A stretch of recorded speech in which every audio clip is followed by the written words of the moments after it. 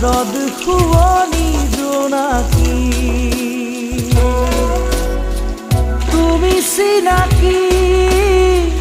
এগছি চাকি